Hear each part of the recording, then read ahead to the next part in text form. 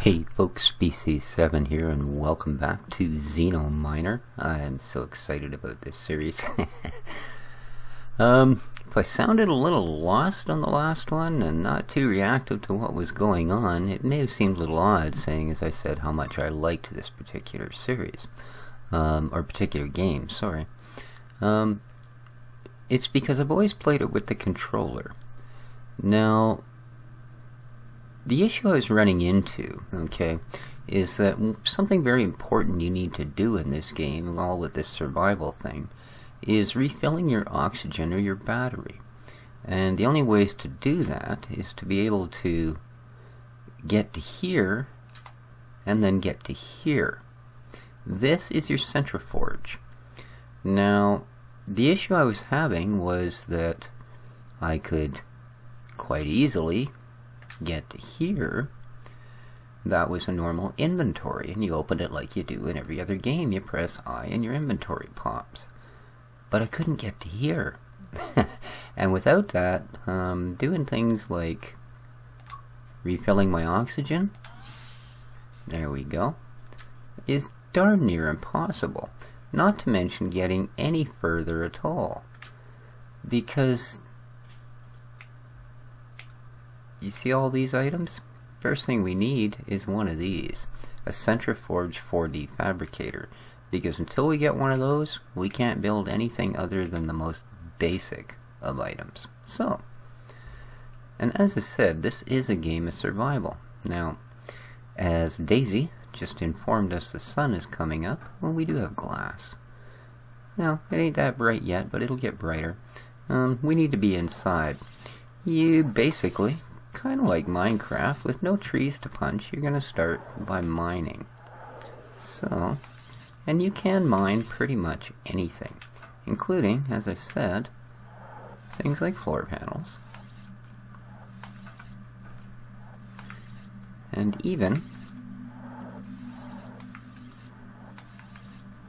actual bits of equipment, like that AI core. I could pull that if I wanted to.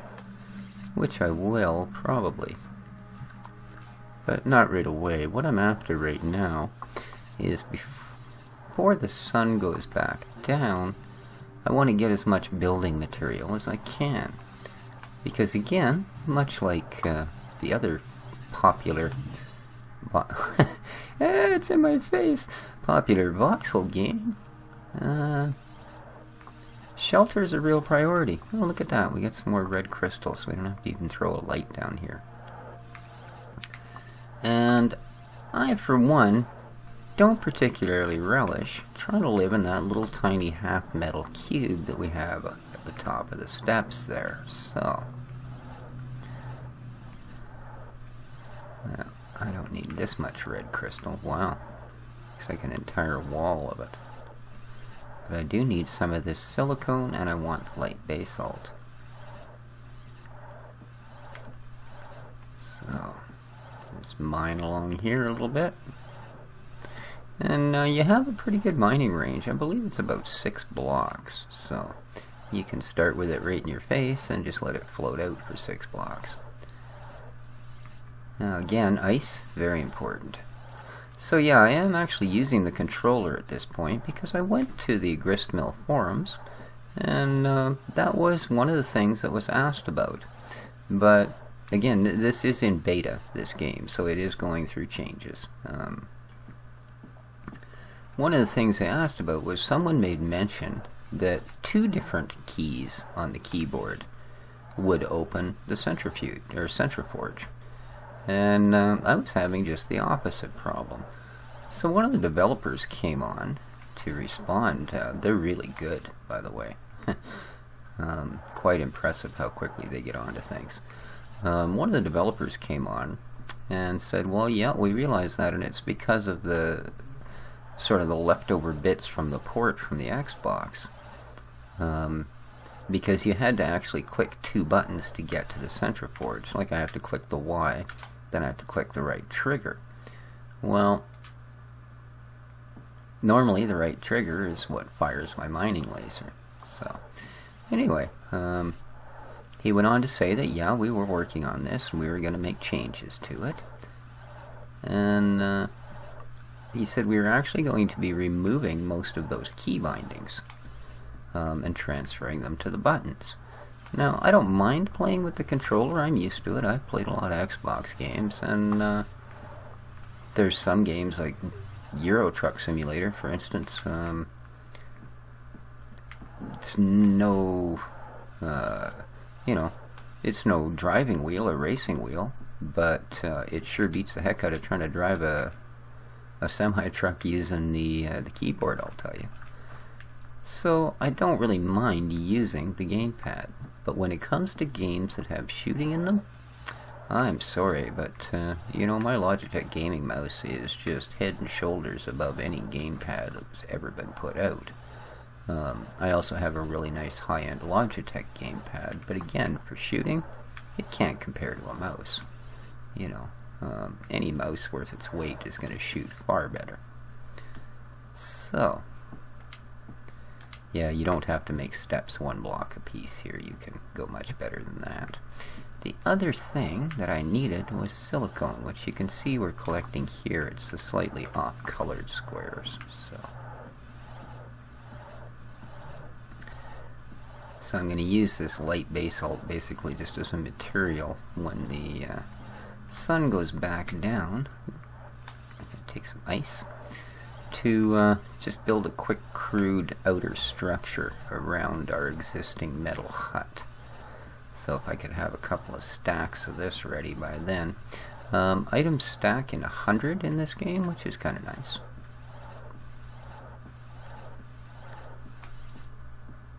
It has sort of RPG elements, but they're more along the lines, you do upgrade your own equipment. Your character doesn't get any different. You're basically the same way as you are when you first landed on this place or crashed on it when you got here. Your character doesn't get any stronger or smarter or faster or more survivable or anything like that. But what will happen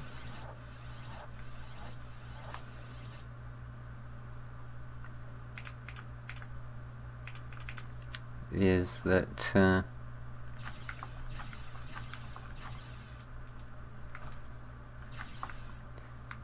you upgrade your technology, which I suppose is probably pretty true to form to what will end up happening. And speaking of which, I'm just going to pop that AI core and throw it down over here. So let's get into our inventory, figure out where the AI core is right there. And I still have to select it on my hotbar. There we go, now we'll set it down. That's better. And it is still daylight. So, but what I want to do now, oops. Okay, I don't have to be pointing at that, just so nobody thinks that. What I want to do is move on to the next type of crafting unit. So, I should probably refill my oxygen while I'm here. Okay, the Centriforge 4D Fabricator, that's what I needed the silicone for. So we are going to build one of those. There we go. And Daisy comes on and goes, "Rah, rah, sis, boom, bah, howler, good job, dude." Okay, we only ever need to build one of those. And this is what these AI cars are for. Your Centriforge, which is sort of your amazing futuristic crafting table, if you will, is what is going to allow you. You see data energy relays, Class A solar arrays, all of your high-end tech and your smelting you can't do until you have one of these guys.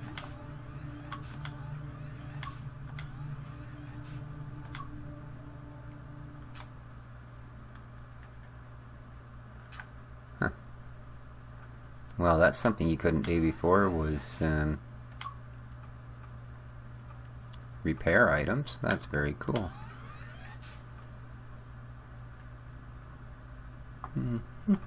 And copper. Lots, eh?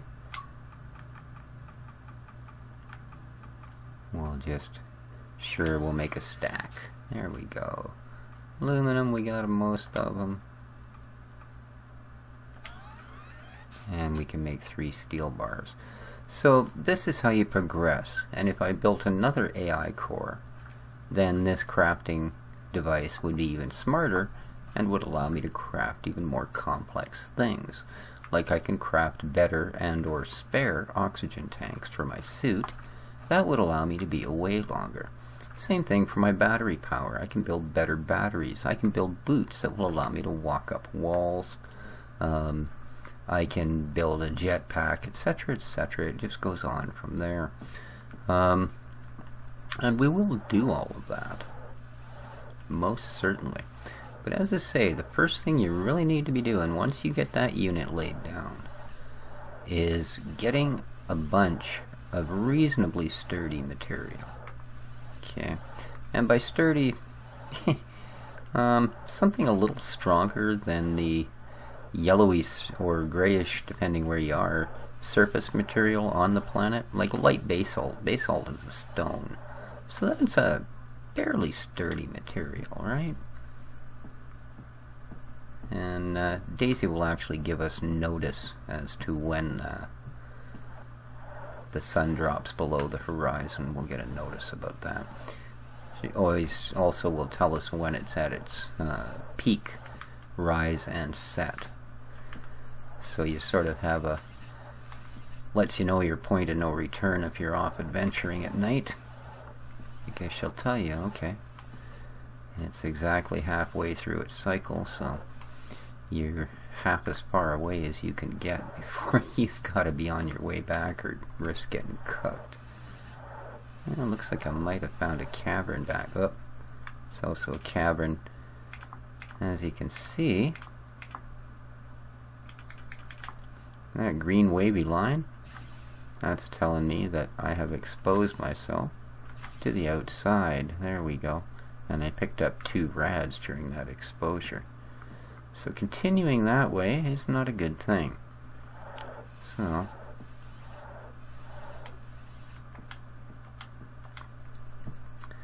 I can continue that way.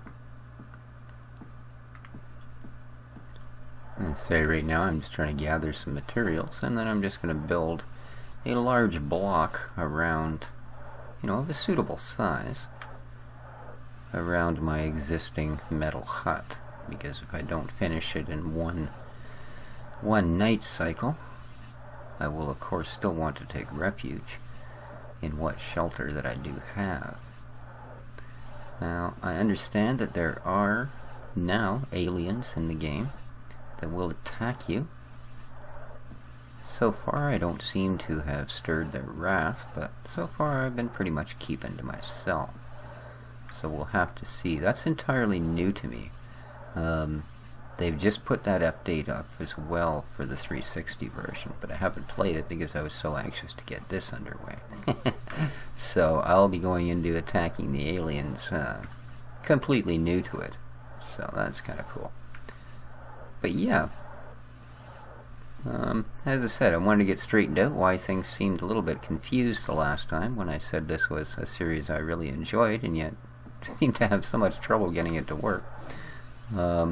That's all it was the fact that there doesn't appear to be, and in fact if you go to the options, there's absolutely no mention of a key for opening it either, so that didn't help. But, so, this is where we sit for the moment, as I said.